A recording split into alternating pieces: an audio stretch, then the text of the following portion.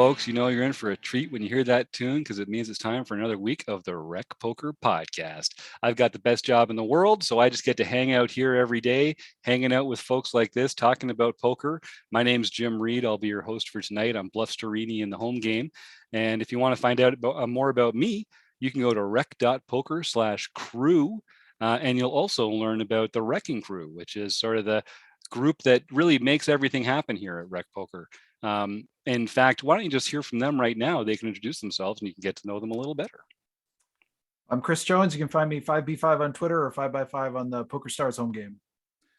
And I'm Monkey System, and you can find me at the Monkey System everywhere. Keith Brandt. And I am Kim Kilroy. I am Pat 33 most places, Fergie 56 in the home game. I'm Rob Washam, and I'm Rabman 50 just about everywhere. I'm Taylor Moss. You can find me in the RecPoker home game as Gopher Boy TJM or on Twitter at Taylor_Moss. I'm Woody Adams. I play as Rocketbox on Poker Stars Pennsylvania. You can find me on Twitter at Woody Adams. Right on. And this is the Wrecking Crew, like I tell you about, but there's also, we encourage our premium members to come and bring hands or forum posts that they've enjoyed and bring it on to the show here. So we've got Rob and John in the chat as well. I hope you get a chance to hear from them a little later on. Of course, I'd be remiss not to thank our sponsors, Running Aces Hotel, Racetrack and Casino, and website AMP for all that they do to keep us going here. So it's Monday night. We're getting together. We just got out of a great chats edition of the podcast, which we do every Monday night at 7:30 Eastern on YouTube. So you can go and subscribe to that. Come join us live every week and ask your own questions of the guests that we have on the show. It's a super fun time. And you can also, if it's Monday night, you know that we're playing just like we do every night in the free play money home games here at RecPoker, trying to steal each other's chips. And the other thing we do every Monday night is we take a post from the RecPoker forums, free to join, by the way, and talk about it here on the air. So this week, we're going to be talking about c-betting. And we're going to start just by having a very general conversation about c-betting, because every month, Chris Jones puts together a different learning theme here at RecPoker. A lot of our stuff is free. We do a lot of free videos. The forums are free. Discord's free. YouTube's free. The podcast is free. We also have a premium membership where for $15 a month, there are learning activities that go on virtually every day of the month, sometimes 2 or 3 different events throughout the day. And one of them is this sort of themed learning content that we engage with at several points throughout the month. So Chris, we're dealing with c-betting in the month of June. And why don't you just talk to us a little bit about why you thought c-betting was important enough to make it a theme, and what you're hoping that some of our members can take away from it this month.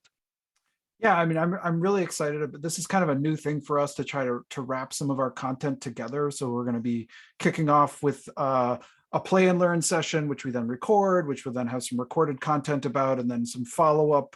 We'll have a follow-up Q&A at the end of the month. So if you're listening to this, join us at the end of the month in June, where we'll be kind of wrapping up this topic. So I'm excited about that. And the reason I think we started with this topic is I think it is one of the, it's one of the most common situations we find ourselves in poker. And it's something that I think we all fundamentally understand. Okay, I need to do this a lot because it's effective.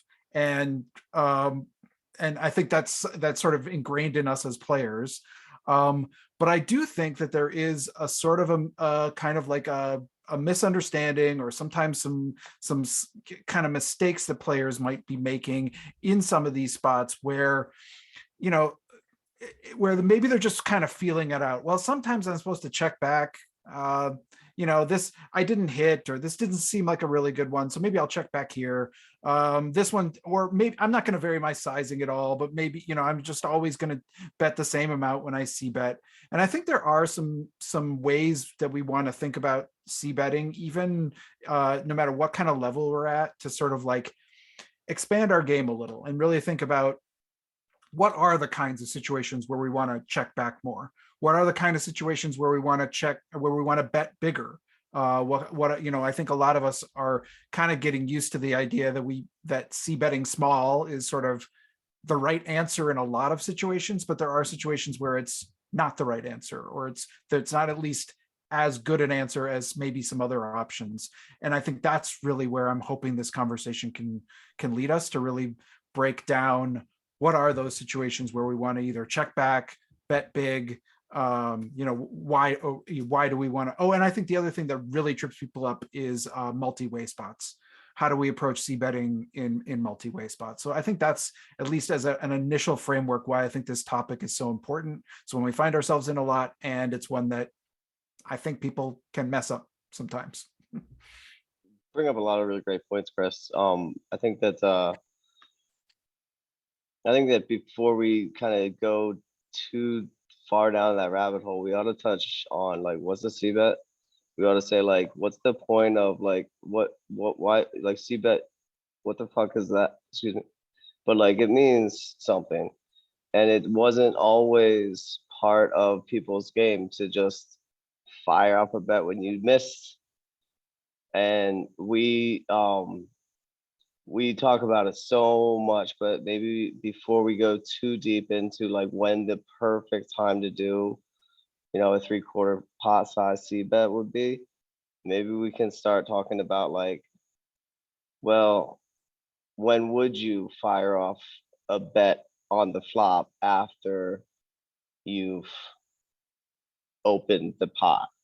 Yeah, great point, Right. Woody. So let's define our terms. So a c-bet, Exactly. the C, I know, Rob, you're jumping in right with this. So It's called a continuation bet.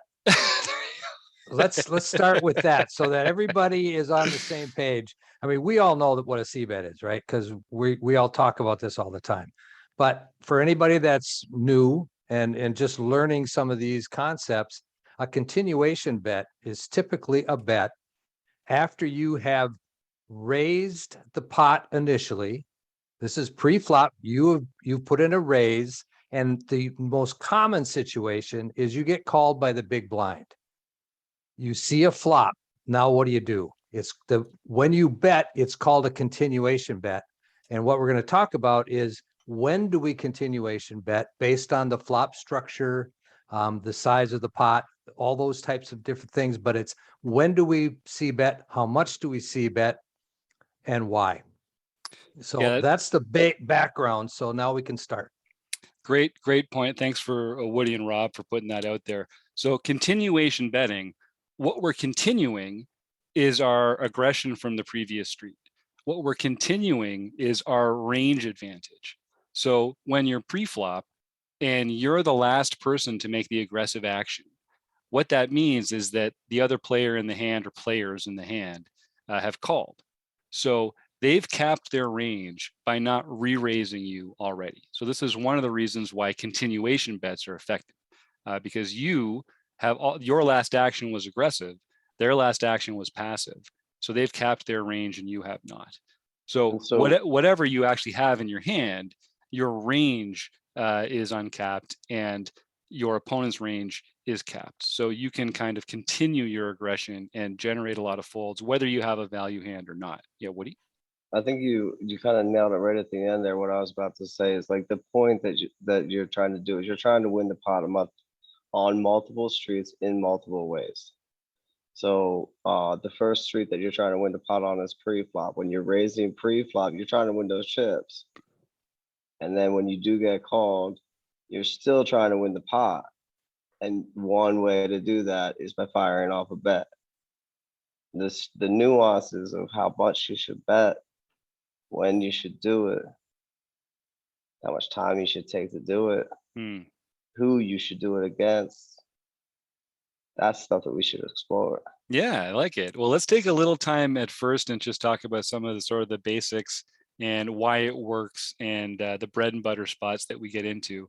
And then we can tease out some of the more sophisticated ways to use c-betting or to apply c-betting to your game. Chris? Yeah, and I mean, I guess to kind of go back to that, the initial question, or like, what is a c-bet and why do we do it? One of the things to really think about is that if we open sort of from any sort of, either early or even late position, and we get called by the big blind, and you just think about your own approach in the big blind, you're going to be calling with a lot of more hands, right, from the big blind, just by the nature of the way a poker table works. You're just going to end up calling with hands, like your Jack-8 offsuit or something like that from the big blind, and you're just going to defend. But what that means then is that the player who is taking that action, particularly in the big blind, they have a really large set of hands that they have in their, and it means that sometimes when it's a Jack-8 deuce flop and they had that Jack-8 offsuit, they're going to nail a flop and you're going to be stuck there with your queens, and that's going to stink, right? But for the most part, what that means, so they're going to have some really high value hands that you might not expect, but the predominant part of their range is going to be trash, because for every Jack-8 offsuit that they had, they're going to have a lot of, like 7-5s that don't hit that at all. And what we're doing with the C-bet here is we're protecting our hand. We're getting value when we have value, and we're trying to fold out that trash, particularly if we have a vulnerable hand or a hand that has no value at all. We're just trying to, find a spot where we can, collect some chips based on the fact that we know our opponent is weak. Yeah, and everybody wins chips when they make the best hand. So if we all just only get paid in poker by making the best hand, all we're going to do is trade those chips around, because everybody gets dealt straight strong cards the same percentage of the time. So winning at poker is about winning when you don't have the best hand. So it's about making other people fold.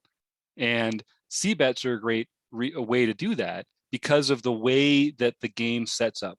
And so Sky Matsuhashi talks about this all the time, a bread and butter situation. And that's what we're talking about in June. It's not only C-betting, continuation betting, but actually continuation betting in position. So when Sky talks about a bread and butter spot, it is a spot where you have position, where you took the pre-flop aggressive action, and you're going to be in a position to now make a continuation bet. And just like we talked about a squeeze play on an earlier episode several weeks ago, the reason a squeeze play works is kind of similar to the reason why a C-bet works. It's not magic. It's just that the circumstances in the hand have set it up so that you have a very strong presence and your opponent has a very weak range. So it's a great chance to make them fold. And that's why it's a very common tactic. What do you? Yes, before we go too far off of it, Chris, you were saying like the second time that you were saying, like highlighting, you're often going to be in a situation where you're up against the big blind, because that person is often the person who is going to be calling you. So when we're talking about C-bets, it's important that we also consider our opponent's position, whether that is on a blind or if, for instance, they would have a stronger range if they ended up calling a 3-bet from, under the gun. So that's like when we're talking about C-bets, you think about your cards, you think about your range, you think about your opponent's range, and then you got to think about what their position is. Yeah, and that's a good point, Woody, because it can be any time you maintain the aggression from a previous street, you have an opportunity to C-bet. So it could be that you opened and got called, or it could be that someone else opened and you 3-bet them, you re-raised them, and then they called that re-raise. Anytime where you have an opportunity to continue the aggression on a future street, that's an opportunity to C-bet. And when we'll get into this, so June is really focused to C-betting in position. July is going to be C-betting out of position, and it is drastically different. The kinds of hands that you're going to choose to do it, the frequency is going to be lower. Gareth James did a great series of review videos for us on C-betting in and out of position. So some of our premium members can check that out too. But it's a powerful tool. C-betting is a powerful tool. Rob? So just to tack on to what Woody was saying, if somebody under the gun raises pre-flop and then you 3-bet and then he calls, he's going to have a much stronger set of hands that he called you with than the potential of the big blind calling at if you opened from, say, middle position. So that's what Woody was talking about. So it's very important understanding the position of your opponent when you're going to make that C bet, because it's going to change the strength of the hands that he's going to show up to the flop with. Yep, great point. Great point. So we, continuation betting is so helpful and popular and effective that we've just shortened it to C betting because that just makes it a little easier. Now, and it's kind of gone in and out of vogue over time too. Originally, when people just figured out, hey, wait a second, I've got range advantage here and I can start taking pots away on the flop with a pretty small bet. It got very popular. Suddenly people were C betting like 100%. Now people are kind of figuring out that people are C betting too much. So they're calling wider or check raising wider, that kind of stuff. It does kind of evolve over time as the poker theory generally does. Yeah, Woody? Eric Seidel, he was the one that was like 100% see that. Right?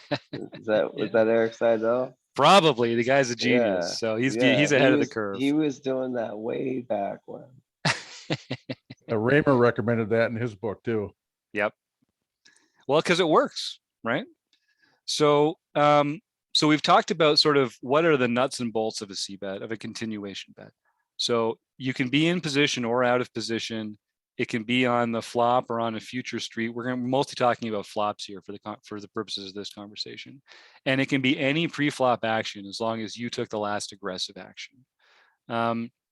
So maybe we should talk a little bit about different kinds of opportunities to C bet. Chris, are you more interested in starting with talking about textures or whether it's heads up or multi-way, or what other kind of factors do you think are kind of crucial to getting at this?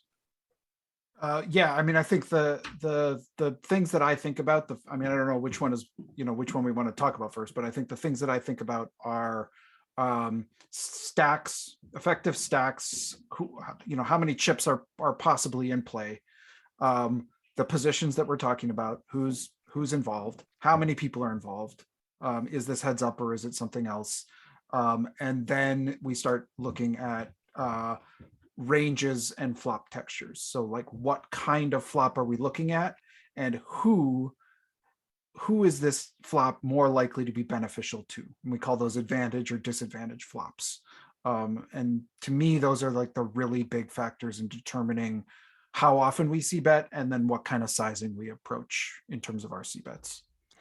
And I think if we use the example of, say, we're in late position and we open, and someone calls from the big blind. So when Chris talks about ranges, you can think about just sort of like, what does that range look like when you're open raising from late position? You probably have an idea of what that range looks like. It's like 25% of hands or something like that. And when the player calls in the big blind, they're going to have a very wide range because you gave them a good price, I'm sure. And they're showing up with a lot because they're defending that big blind a lot. So just intuitively, you can think about two different board textures, and it should be clear why one is better for the pre-flop aggressor and why one is better for the pre-flop caller. So, and yeah, great point in the chat here. We are mostly talking about tournament play here, but C betting as a concept is going to be applicable to any kind of poker that you play. And it's just as helpful in cash games as it is in tournaments, but we do tend to take sort of a tournament based focus on this kind of stuff. So let's say we open in late position, someone calls from the big blind. And let's say we've got pocket twos. The board comes ace, king, 4, rainbow. So if you think about our opponent who called from the big blind, they probably don't have pocket aces because they would have 3-bet pre-flop. They probably don't have pocket kings. They probably don't have ace, king. So maybe they have ace, 4. Maybe they've got pocket 9s or 10s or pocket 7s. Maybe they've got jack, queen for a gut shot. But they don't have the very top of the range in that spot. But you, all you've done is open the hand. You could have pocket aces, you could have pocket kings, you could have ace king, you could have pocket fours, which they also could have. So generally, you're going to have what's referred to as range advantage and nuts advantage on a board like that ace king four rainbow. But then let's think about the kind of hands that players are going to call with out of the big blind. And let's say the flop comes 8, 9, 10, 2 hearts and a spade. Well, 8, 9, 10, yeah, you've got pocket sevens and pocket eights and pocket nines and pocket tens, but so does your opponent. And they've got a lot of the 8, 9, 10, 9, 10, 8, you know, suited or unsuited hands that they defended with because they were getting such a great price. And you might not even have as many combos of those if you're opening from middle position, let's say. You're probably not opening 10-8 offsuit or something like that. So when the board comes out sort of middle like that, then in a lot of times, your range advantage as the opener has shrunk quite a bit compared to that earlier board, which came ace king four or something like that. So that's one sort of intuitive way to think about it. So I guess what we're saying is if you had pocket twos, you would be c-betting more often. Your entire range, I guess, would be c-betting more often on that ace king four board than it would on the 8, 9, 10 board, because your opponent just has more value against that board. Yeah, Woody? Yeah, and specifically, I agree with what you're saying. That you want to be able to fire off a c-bet on the ace king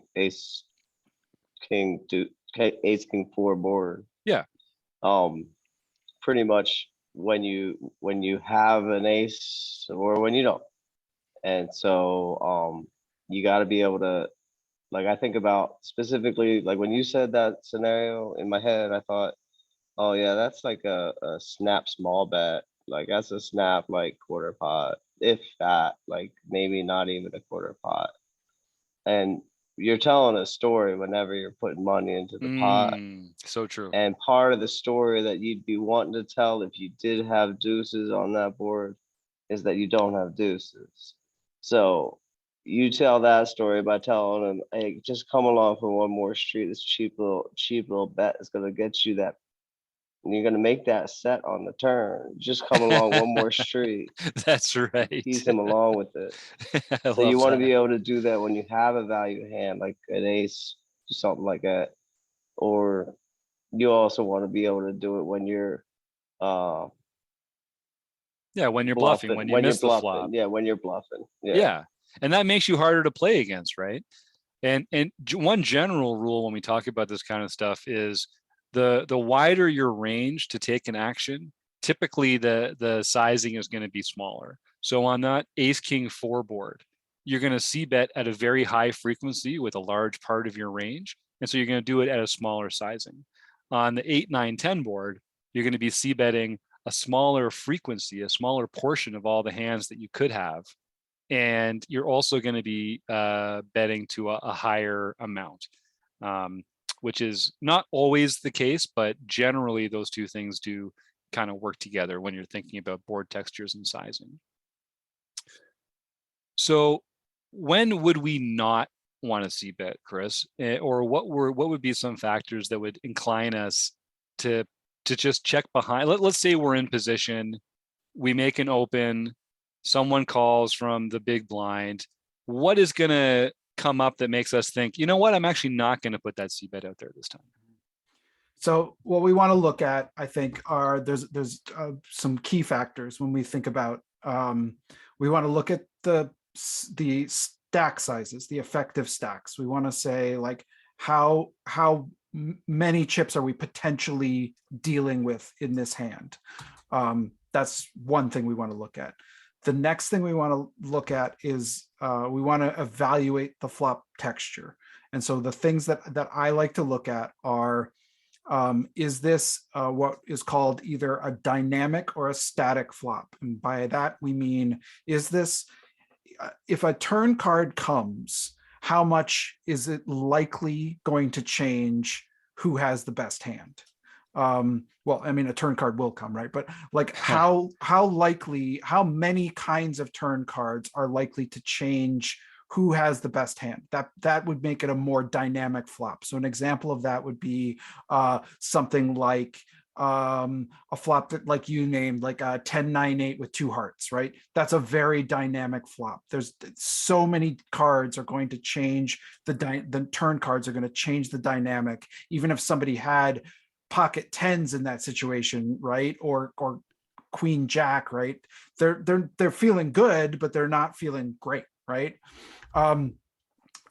And then the other thing that I like to look at is advantage versus disadvantage. So like the thing that you were talking about, when we have an ace king 4 board, when we're in position and we've opened early, and our opponent can't really have the aces or the kings or the ace kings of the world, we have that's an advantage board for us, because we have an advantage on that board, and therefore we have more of an opportunity to bet. And the way that I tend to look at that is, when we have an advantage and it's more of a static board, it's not about to change very much, we can bet a lot and we can bet small. When it's a disadvantage board, or it's Sorry, a very Real Chris, quick, just to be clear, yeah. you said we can bet frequently into a small sizing. You said we can bet a lot. I think some people might be confused that you mean like Yes. we can bet a lot of chips, but you mean we bet often, but for a Often. small amount. Yes. Correct. yes, We can yes. bet often with a large part of our range, if not the entirety of it, to a small amount. But when it's a disadvantage board, or a board that is very dynamic, or we're in multi-way situations, things that are going to make this hand tougher to play, those are boards that we may want to bet less frequently, check back more often, but potentially when we do make our C bet, increase the sizing of it, so that it getting into that sort of 2/3 kind of pot range, even a pot size C bet, we can experiment with a larger sizing in those kinds of dynamics. Nice. Kim? I agree with all of that Chris said. I just want to say, like, versus the big blind, from what I've studied lately, the big blind board, like the type of board that hits the big blind a lot, and the type of board that we would want to check heavily, so maybe only have a 50% continuation bet versus 100% continuation bet, would be a board that is 3 cards, 8 and below. Because the big blind can have pretty much all of the offsuit 2-pair hands, and especially cards 8 and below where there's some straight potential. There's 2 cards to a straight. So those are the types of boards that can hit the big blind a lot. So we just want to be careful how much we continuation bet in those spots. And also, I wanted to say, on paired boards, when the lower card is paired, it's more likely to hit the big blind than if the high cards are paired. So if we have Jack, Jack 7 or Jack, Jack 4, that's an easy continuation bet, much less likely that the big blind will have trips than if it is sort of a 1 high card and 2 sort of big blind, like a 8-8 or 7-7 paired, a lower card. Also, like hands like ace high, flops like ace high or king high, we should be continuation betting pretty much 100% of the time with sort of a small continuation bet. And flops that are sort of a little bit more dynamic, which was Chris was saying, with maybe Queen Jack 10 high with also 2 cards that could connect with the big blind. Those are ones we want to bet a little bit less frequently, like say maybe 65% of the time, and we want to use a bigger continuation bet. That's a lot to remember, but if we just sort of start looking at these flops, we can sort of go through and, okay, is this flop one where we bet most of the time? Is this one where we bet not very much? Is this one we bet sort of in the middle? Yeah, So, Woody? I think what's interesting, we're kind of trying to generate some general rules on how to see bet. And I think it might be important to note that like Kim, you were talking about like for your range when you're firing off, like if let's say you had aces on that ace king four board, right? Not deuces. Would you still be betting a small amount frequently? Okay. Yes, yeah, And I Yeah, think, so you don't, so that's a point, I guess that kind of makes the point that like you're not telling your opponent your hand by over betting or by betting them out of the pot. right. yeah, and that's a good point, because we are talking, when we talk about frequencies, we're kind of talking in the vacuum of information, where we're just trying to say like, what's the theoretical, GTO best decision to make with no information. But not everyone should play balanced, and not every opponent warrants playing in a balanced fashion. So one question that you should be asking yourself is this even a position where like balance matters, or should we be just massively exploiting the players that we're playing against? And in that case, kind of throw some of these rules out the window, especially when it comes to sizing. If you can exploit a player with sizing, that's typically a good decision to do it. If they're not going to catch on that you're, as Woody says, you're kind of showing them the strength of your hand by having a bigger sizing with a more valuable hand, then if they're not going to take advantage of that, then you should absolutely take them to town and make them. Right. Right. If you have like a perfectly fit or fold person in the big blind that you know is going to fold if they haven't hit anything, you can just always make a small bet. Mm-hmm. Mm-hmm. And they're out there, folks. You know? And so if they call, they've hit something. So now if you have value, you can make your turn bet a lot bigger. Mm-hmm. The other type of opponent that you run into a lot is the one that is always going to call your C bet because they know they heard that everybody's C betting, so they better call because you've got garbage. But then they overfold on the turn. They're going to Mm-hmm. call too much on the flop and then overfold to the barrel. You got to watch out for that too, because you can make a lot of money off of those players. And that's a great point. With absolute air. Yeah, and this is another one of the things that's great about poker is it's got these multiple streets for us to use the information we got on previous streets to our advantage. So when you make a very small C bet and your opponent calls, they've kind of capped their range again, where they've chosen not to raise you. So that tells you something about their hand. And a very common technique, which we've talked about on the show before, is to make these small C bets, find out how your opponent responds, and then make bigger bets on future streets. And now not only do you win that money that was in their pre-flop, but you also win that money that they put in when they called your C bet on the flop. So that's a great technique. Smaller bet on the flop, bigger bet on the turn. That is going to work a lot of the time as well.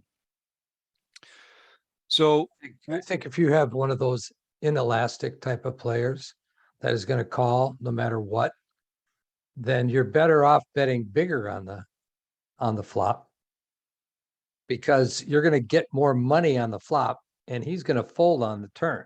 Yep. So you can come back on the turn and bet maybe 40% of the pot after betting 75% of the pot on the flop. If you have that type of player, that would be an exploit to that type of player. You're going to get more chips that way. That's a great point, Rob. In And my game, ultimately, that prints. sorry, can you say it again? In my game, that prints money. Yep. Because that's what you're winning. You're winning the money that they put in the pot, right? So I think that's a great point. Exploit those inelastic players by making them put more chips in when they're behind. All right. Well, this is interesting. I'm trying to think about before we move on to, because in the next month we're going to talk about C betting out of position. We're going to talk about defending against C bets. Are there other circumstances where we're like, oh, we have to C bet here all the time, or we're never going to C bet here all the time? I know, like, one thing, as we play with players that play too many hands, which a lot of recreational players do, when they play too many hands pre-flop, all those hands have to go somewhere. They're either going to fold on the flop or on the turn or on the river, or they're going to get to showdown. So if you have players that are playing too many hands, you're just like giving them an opportunity to fold on these earlier streets, or else they're going to get to showdown with a really weak range, and then the only way to beat them is by having a stronger hand. Yeah, Woody. Yeah, that makes a lot of sense. That's sort of like, where do the hands go? Well, they go into the muck. Right. Yeah. Yeah. But the thing that I was kind of thinking about there, when you fire off a continuation bet on the flop, no matter what size it is, if it's small or if it's big, you're still like leading with that. You're still like being the aggressive player, which still gives you sometimes a free street. That Mm. means that, like, say I bet quarter pot on a flop that I whiffed, and then the player who ends up calling that bet on the flop, they actually have a tendency to check most turns. Mm-hmm. And when they check a turn to you, then you have another decision to make. And it's an aggression point there. You could either follow through or you could check back and see a free river. It's like you have firing off a continuation bet can win you a pot straight away, or it can win you a pot with a later bet down the street. Makes sense. I get why people are making all these continuation bets. When you put it like that, why wouldn't you? And that is a great point, because, and that's why we should be c-betting at a pretty high frequency, especially in position on a lot of boards, because when you do have a made hand, you're putting money in the pot when building a pot, which is great. When you don't have a made hand, you're giving your opponent the opportunity to put chips in, and then maybe you're going to take it away with a bigger bluff on a later street. But as Woody points out, especially when you're in position, you also, when you're drawing, you give yourself the option of seeing all 5 cards with just that one bet. When you make that C bet in position on the flop, they check to you on the turn. Now you have the opportunity to check behind, and you've actually seen 2 more cards. You get to see all the cards before they get to act again. So that's extremely, extremely valuable. And you can get at that point, once you get to a river after you've c-bet and the turn goes check, check, there's so many things that you can do to get your opponent to fold. Yeah. In fact, we did a whole seminar last year, Chris, I think, on post flop betting lines, and like telling the story and how bet check bet might take a different value, might find a different holdings than like check, than bet check or something like that. So it really does matter, the story that you're telling. Yeah. And Right, I mean, as does, okay. okay, no, I was gonna say, as does bet check call. Because now you've shown weakness on the turn, and now you can call all those bluffs. Now it gives your opponent, if you have a savvy opponent, the opportunity to bluff on the river. Great. And now you can call So that pretty widely. bet, flop, check, turn, and then allow them to fire their range into us, and whether or not we want to raise there, call there, or fold there, it's our decision to make. But Yep. we are going to be getting value, Kim. What you're saying is we're going to be getting value from a lot more bluffs from our opponents who are firing out of position on their misdraws than we would necessarily otherwise. Yeah, some players will bet hands if checked to that they would not call a bet if you make the bet.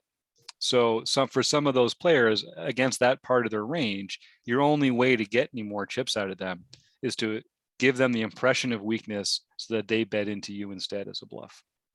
So that's very villain dependent, as we say. And it's not always wrong for your opponent to do that. Oh, no, not at all. It's oftentimes the right thing for your opponent to bet a river when they miss or when they have value. So it's not an easy decision to make for you either. It's true. Rob, did you have something there? Well, I was just gonna ask a question. Unacceptable. Overall, we've talked about how we're gonna continuation bet at a high frequency in this type of flop. We're gonna see bet at a low frequency with another type of flop. But overall, Jim, I'm gonna ask you, Mr. Poker Tracker, what is a good C bet percentage for somebody overall, over all the flops and over all the C bets that you make?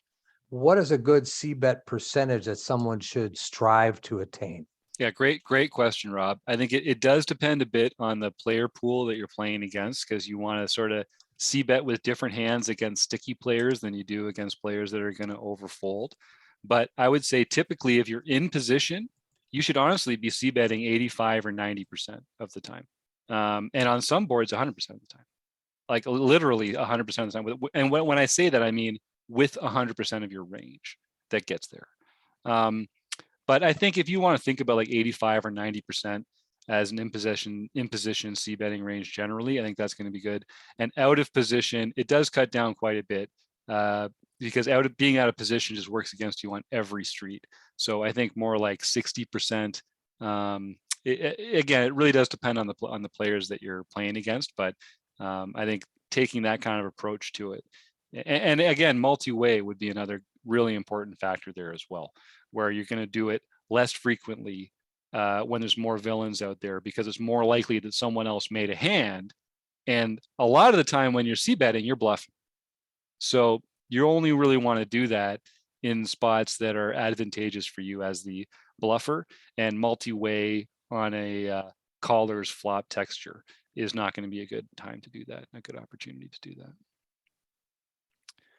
Well, anything else on sort of intro to c-betting before we roll on out of here? Woody, what do you got to say, my friend? Just before we get too far off it, I think a lot of this conversation about having a bet to make on the flop, potentially a bet to make on the turn, and potentially a bet to make on the river depends back to what Chris was saying about our stack size getting into this shit. So like when you are betting pre-flop, like it's advantageous to keep it small. Like it's advantageous to bet like 2.17 big blind. Like don't open for 4.5 bigs, because when you do, it gives you a lower stack to pot ratio when you are seeing a flop, and that makes your decisions more critical. And you can make bigger mistakes too. So, and you know, so can your opponent. So it's another one of those spots where it's villain dependent. And in cash games, you might be opening to a bigger sizing pre-flop than in tournaments, because the stacks are going to be deeper. You're going to be leveraging stacks differently. But I think that's a great point. In tournaments, a lot of what separates the great players from the good players is using really small sizing to leverage the same amount of fold equity from your opponents. Because when you're wrong, you want to have as few chips in the middle as possible when you're taking those spots. All right. Well, I thought this was a really good conversation, folks. Kind of got over the guts of c-betting. What are good factors to do it? What are some circumstances that might lead you against it? If anyone has any thoughts on c-betting or questions, post on the forums. We're going to be talking about c-betting all month long here in June in position, and then we'll be talking out of position in July as well. So it's a cliche for a reason, folks. Get those c-bets in there. That's step one. Step two, just profit, baby. That's all there is to it. C-bet your way to the future. All right. Well, I think I want to thank John, Chris, Rob, Kim, Woody, Taylor, Rob, Keith. Holy cow, we got a full house. Running Aces Hotel, Racetrack, and Casino, website AMP, and you, the listeners. Thanks, everybody.